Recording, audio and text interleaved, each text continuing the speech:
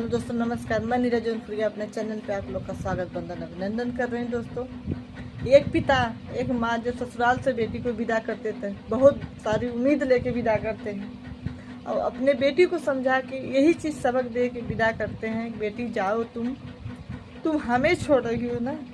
मैं जन्म देने वाला माता पिता हूँ, लेकिन कर्म देने वाला माता पिता तुम्हारे साथ रहेंगे, तुम्हें माता पिता का दर्जा देंगे।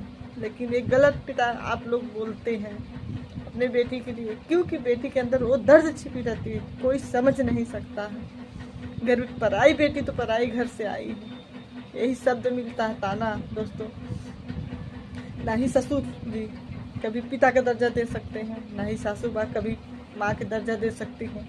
अपने बेटी का दुख रहता है, लेकिन दूसरों के बेटी का दुख नहीं रहता दोस्तों। और नहीं ननद कभी बहन का हक दे सकती हैं। अपनी बहन चाहे जैसी हो, लेकिन बहन बहन होती है। अपनी बहन को अंदर वो दर्द छिपी रहती है।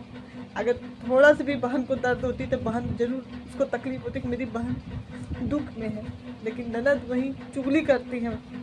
अगर छोटी सी गलती हो जाए तो ननद चुगली करती है जाके सासू माँ से। अब बहन अगर छोटी सी गलती, अगर बड़ी से बड़ी गलती हो जाती है तो एक बहन से छिपा लेती है कि माता जी को ना पता चले, मम्मी को ना पता चले। और रह गया जो ये बोलते लोग कि जेठानी तुम्हारी भाभी के नहीं आएगी, कभी जेठानी भाभी नहीं बन सकती है। अपनी भाभी का दर्जा कभी जेठानी नहीं दे सकती है।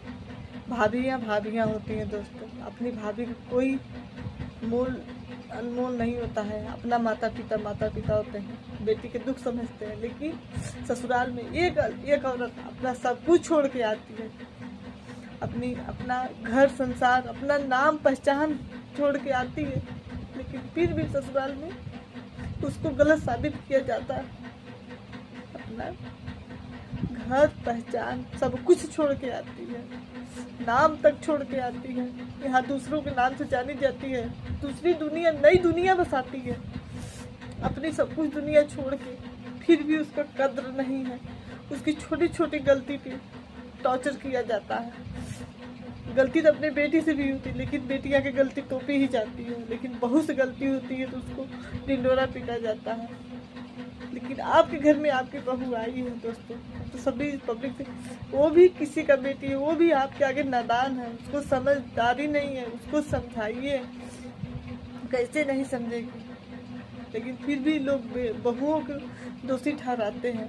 बेटी करे तो जाने दो, बहू करे तो पहाड़ टूट जाए, राई से पहाड़ बन जाता है दोस्तों।